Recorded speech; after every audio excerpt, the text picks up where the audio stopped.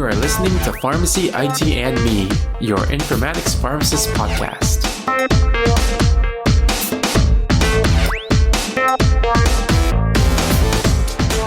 Hey everyone, this is Tony Dow, and welcome to another episode of Pharmacy, IT, and Me. And as with every episode, we started this one saying that the intended audience is everybody. And today is actually the first time we're going to be having a returning guest. And our returning guest is Dr. Dalton Fabian, and he's going to be discussing what he's been doing these past few months in data science. So thank you so much for taking some time to be on the podcast again. Dalton, how are you doing today? Good. How are you doing, Tony? Thanks for having me on again. Yeah, of course. And I guess just for a refresher, right, for the people who maybe didn't hear you the first time, what was kind of like the role that you were trying to get into? And I guess what was the role that you ended up doing this past few months? Sure, yeah. So last time we talked, I was just about to transition into more of a data science role.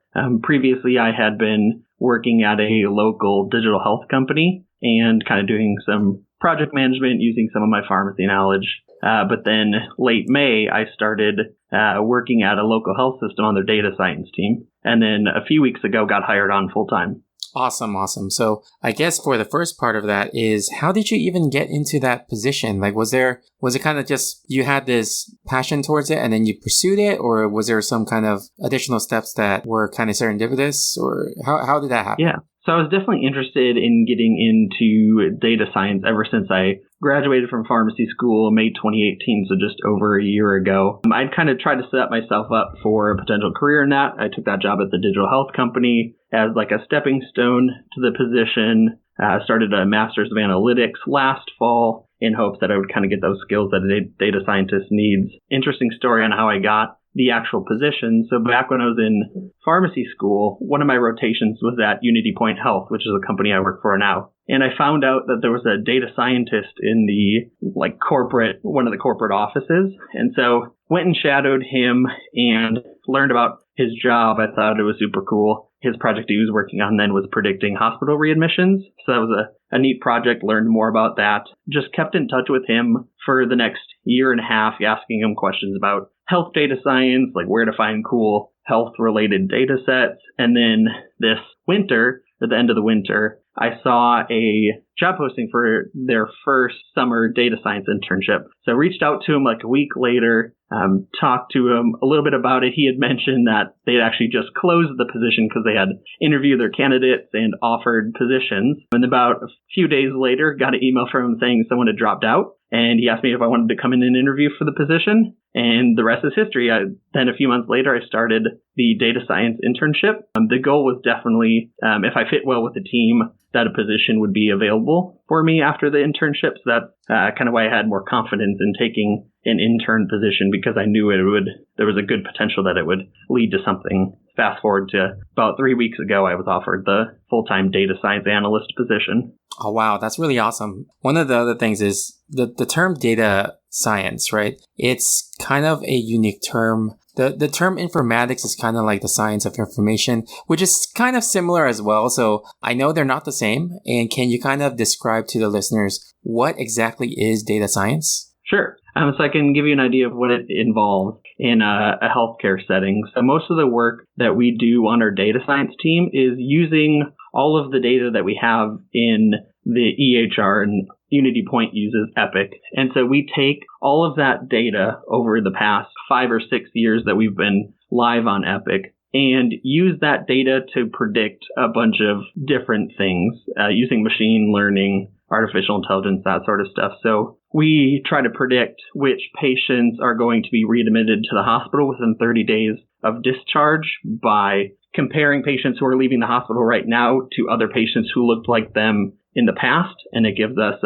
essentially a percentage chance that somebody's going to be readmitted to the hospital. Then we can hand off that information to the care teams, and they can kind of adjust follow-up schedules based on when a patient will readmit. We do some work in trying to predict which patients won't show up to their appointment so that the individual clinics can contact that patient and really encourage them to come to their appointments. And we do a lot of other projects, but the common denominator is essentially that we're trying to predict something that will happen in the future. so that we can try to negate it. So is that kind of like predictive analytics, or is that something Yeah, different? it's exactly. Yep. Oh, okay. It's predictive analytics. Okay, that's really cool. So I guess this is a side question, but kind of is this going to be used in application of like AI as well? Yes, definitely. So, I mean, machine learning and predictive analytics are a component of artificial intelligence. They kind of, the terminology in the data science world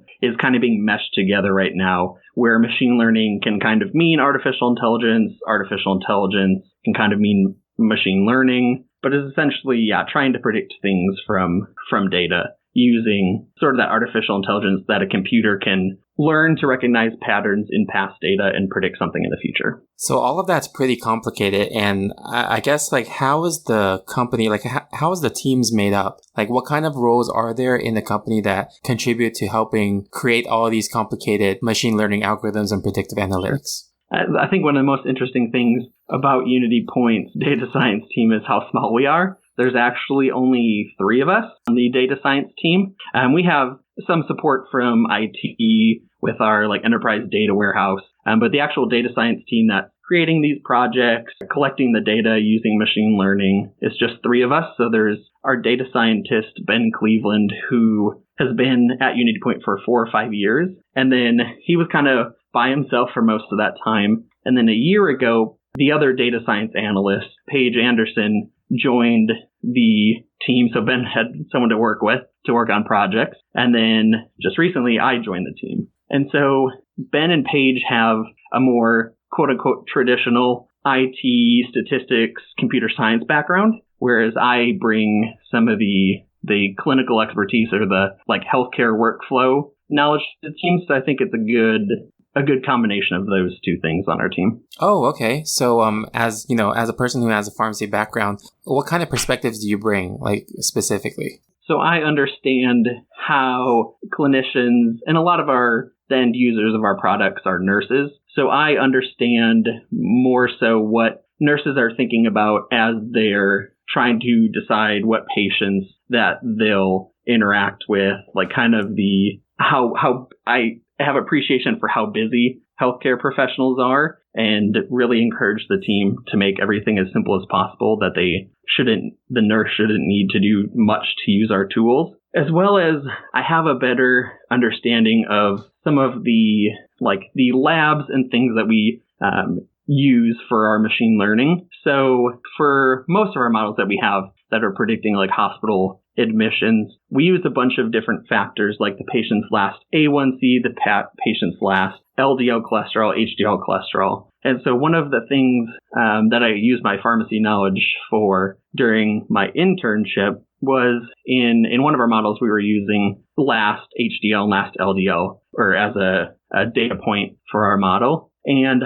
I had noticed, I was looking through patients with diabetes on statins and had noticed the cholesterol lab codes that we were pulling seemed to be very low. About like 10% of those patients with diabetes and on statins had a cholesterol taken recently. And so that kind of sparked something for me to look more into the data. And so we were pulling in with the codes we were using, pulling in about 800,000 or 900,000 cholesterol labs. Well, I looked through more of these labs to see if we were perhaps missing codes. And being able to read some of the lab descriptions, I was able to find an extra 800,000 codes that we could pull in. And then we had a better representation of patients who had a cholesterol taken when they had diabetes and were on statins. So I think just being able to read descriptions of labs and understand what an HDL is, what an LDL is, and how that might be different from an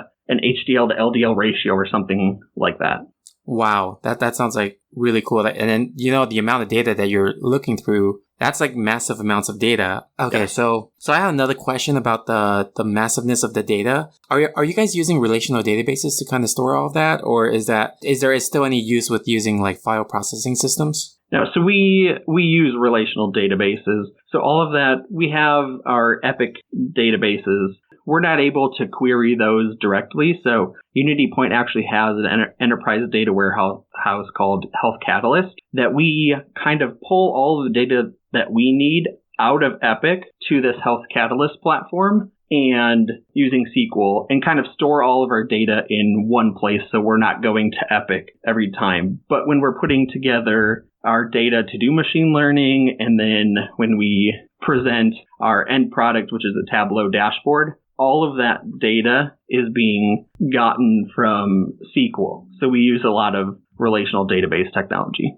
Oh, okay. And then can you kind of go into some of the modeling that you use too? Sure. So once we have all of our data together, we do some exploratory data analysis to make sure all of our data looks fine, that we don't have people that are 150 years old, those sorts of things. And then we move on to the modeling part. And it was a really interesting experience during my internship part. So most of the work that we do is not modeling. It's setting up the data and then taking our predictions and building an end product. But we spent a couple of weeks on modeling for our most recent project. And one of the things, I think one of the most important things that I learned was that sometimes you need to stick to the tried and true methods and not try some of the state-of-the-art machine learning models. And so a good example of that was when we got to modeling, we would try a few different model types. So there's things called random forest, linear regression. So those are very quick methods, have been around forever. And then the other one we tried was a neural network, which is essentially modeled after the human brain, where you take inputs and it feeds into other inputs. And at the end, you get a prediction where you can't really tell what factor was most important, if cholesterols were most important or A1Cs. And so as we were working on those models, the random forest and linear regression models like that would run on our data set of about 400,000 patients. It would run at about a half hour to 45 minutes. And I was the one responsible for the neural network as just a thought exercise. And that same group of patients took about 4 days to completely run and get a prediction, whereas the other models had taken 30 to 45 minutes. And the real kicker was that the neural network was actually slightly worse at predicting patients who would be admitted to the hospital. So that really taught me that sometimes there's certain models that work better for a certain data set, and it's not always those state-of-the-art models.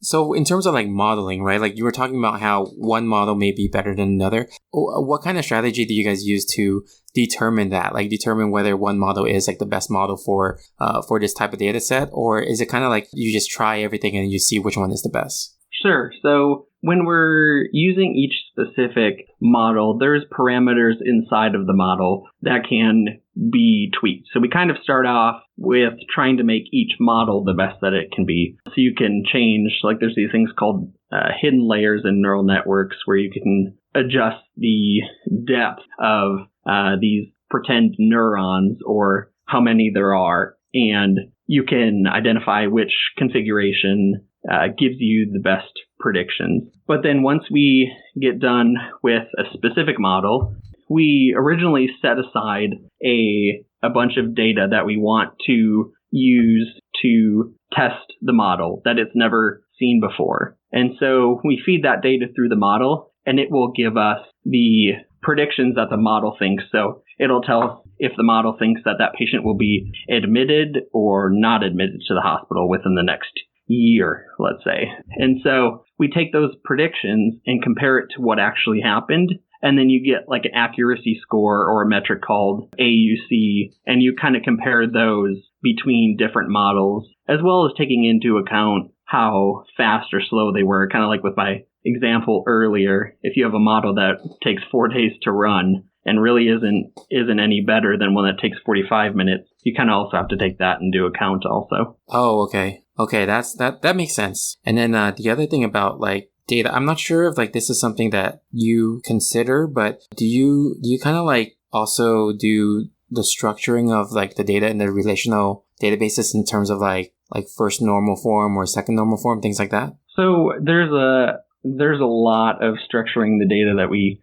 do before we even get to the actual data modeling. So I mentioned before that we use an enterprise data warehouse called Health Catalyst, and they have a product that's called a SAM Designer, and it's essentially a place that we can store all of the data that we need outside of Epic. So to populate this data, we use a ton of SQL, but it kind of sets it aside. So like a good example is, so when we start a new project and we're trying to like calculate who's going to go to the hospital, we need to get our training data. And this is how we use this SAM designer. And so the SAM designer has a bunch of different levels of abstraction, might not be a good term for it, but they kind of build on themselves. So we start out generally with a rule, and we use that as a date range that we want to get patient data for. So if we are trying to predict patients who might go to the hospital, we might set this rule to get all patients in our health system and their information from 2017 to 2018, because then we can use, when we go back later and want to put this into production, we just adjust these rules to then use more current data. But so we have that rule, and then we move on to what's termed the population. And so these are the types of patients that we want data for. And so in a hospital readmission risk model, we want all patients that are in the hospital because we want to predict if they're going to readmit or not. And then one level above that are these different metrics. And so these are different characteristics of the patients that we want to do modeling on. So there might be one metric for the last A1C for each patient, last blood pressure for each patient.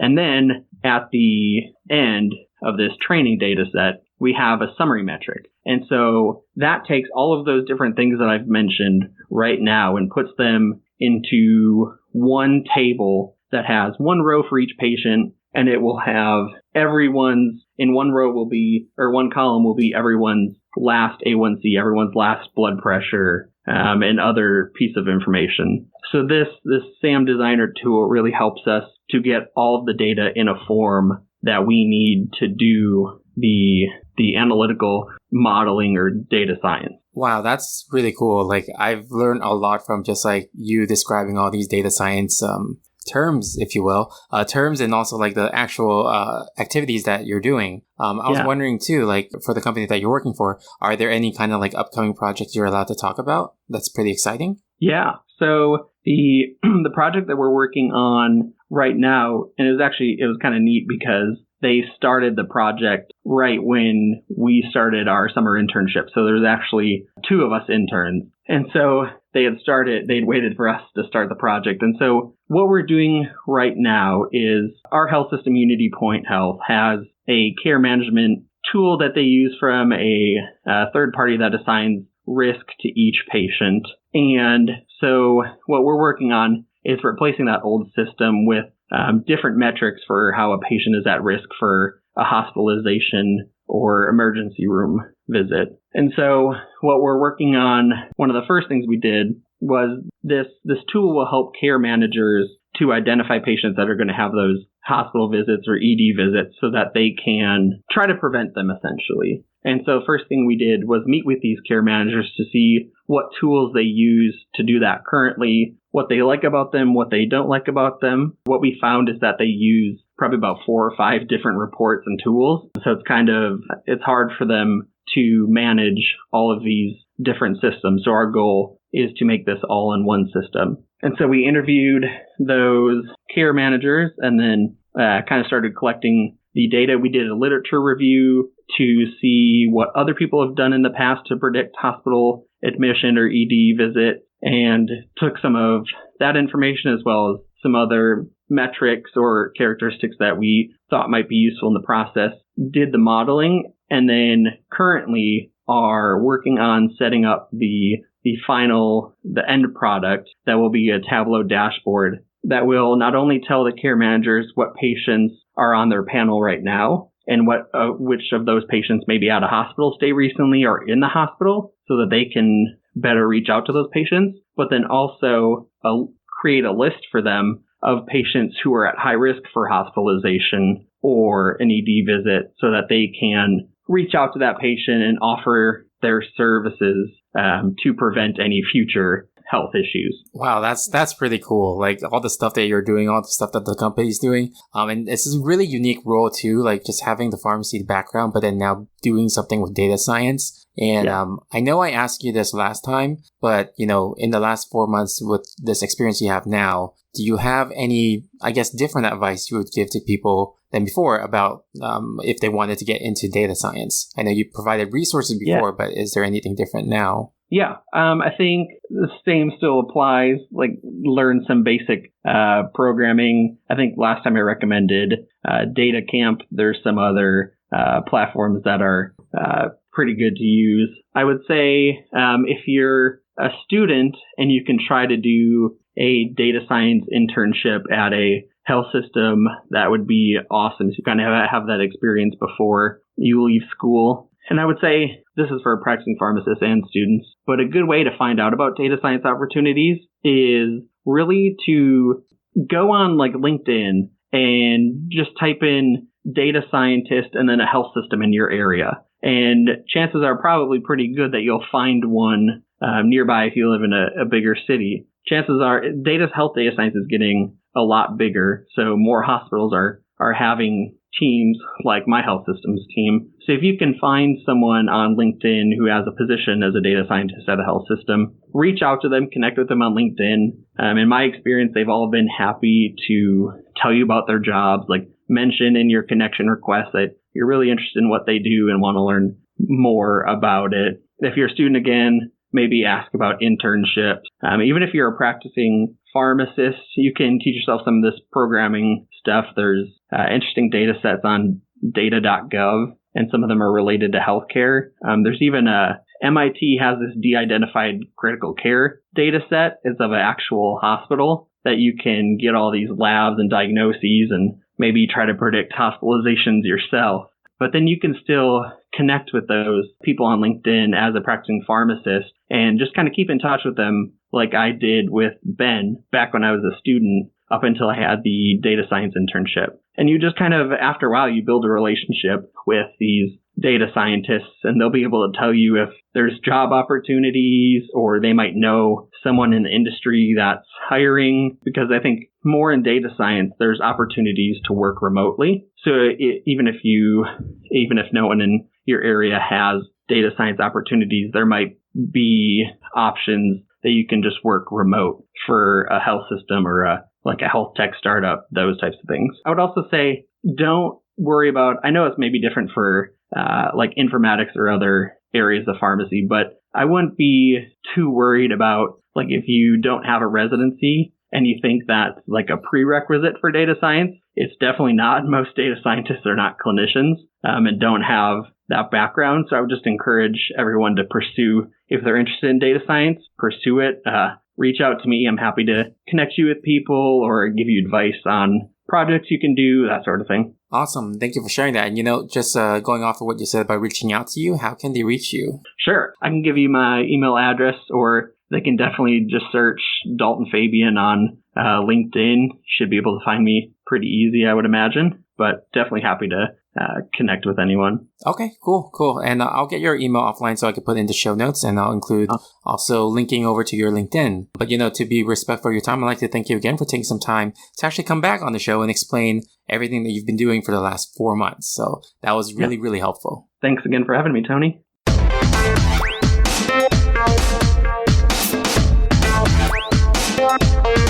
All right, if you like our show, please share with your friends or help us out by giving us a rating on Apple Podcasts or any of your other favorite podcasting services. Check us out on social media on Twitter, Facebook, Instagram, or LinkedIn. And you can also reach out to me at tony@pharmacyitme.com.